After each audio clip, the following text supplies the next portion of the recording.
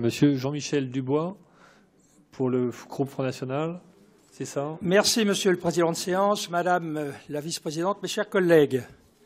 Ce rapport propose l'adoption d'un plan de déplacement de l'administration qui concerne les agents du siège pour les années à venir. Nous le recevons comme un vrai gage de prise de conscience de l'exécutif quant aux changements conséquents qu'implique le déménagement du siège de notre Conseil régional pour tous ceux qui y travaillent. Il y a sans conteste de bonnes résolutions dans ce plan, comme la modernisation des équipements informatiques ou bien le développement du télétravail. Cela ne peut que favoriser le bien-être des salariés habitant loin du futur site, ainsi que le rapport de confiance et de responsabilité s'établissant entre la région et ses agents. Nous avions jadis souligné la vitesse et la précipitation de ce choix soudain de délocalisation. Nous constatons à présent que vous ralentissez le rythme, que les délais initiaux du déménagement seront finalement étalés dans le temps. Bref, que vous désirez nous accompagner au mieux dans notre vie d'après. Nous sommes rassurés. Une célèbre chaîne de maisons de retraite lance souvent ce beau slogan « La vie continue avec nous ». Je trouve qu'il s'applique fort bien à cette situation de swing qui nous attend de part et d'autre du périphérique. Bien sûr, nous allons survivre à tout cela, on en a vu d'autres.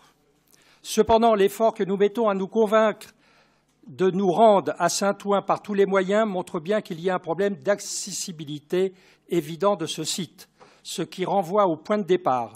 Pourquoi avoir choisi Saint-Ouen? Vous avez bien sûr répondu en arguant de l'avantage financier et budgétaire de cette location qui réduirait selon les coûts de moitié. Il semble que vous n'avez pas totalement convaincu le CESR qui le demande dans son rapport des comptes sur cette évaluation plutôt optimiste. Par ailleurs, une certaine contestation enveloppe votre projet de fin de vie des installations parisiennes. Le présent rapport mentionne lui-même que votre proposition n'a pas réussi à obtenir un avis favorable de la majorité des personnels, en bonne partie opposés à ce déménagement. Peut-être fallait-il s'assurer de leur accord avant de prendre la décision finale de ce déménagement. Il ne faudrait pas que le mécontentement du personnel de la région tourne à une nouvelle lutte du Larzac. Que désirent les agents? Vivre et travailler au pays, tout simplement à ne pas avoir à être expropriés de leurs habitudes.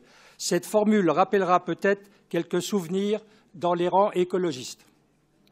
Mais elle pourrait être mise au point du jour et devrait constituer la norme, car il y a des familles et des rythmes de vie derrière les habitudes que j'évoque. Merci. Pour conclure, permettez-moi, Monsieur le Président de séance, qu'il manque peut-être un volet à ce plan social, celui de l'exemplarité de l'exécutif de la région qui faciliterait les choses. Vous expliquez en effet dans l'exposé des motifs, et j'en ai que pour quelques instants encore, du rapport que vous souhaitez favoriser l'utilisation des transports alternatifs à la voiture individuelle pour les agents et les élus.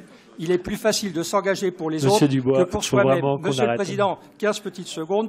Monsieur le Président, il serait tout à fait souhaitable que vous et votre équipe donniez l'exemple en prenant l'engagement de venir au Conseil régional en transport en commun, à vélo ou bien, pourquoi pas à pied. Car le train de vie du pouvoir pourrait un jour vous faire oublier le prix du pain au chocolat.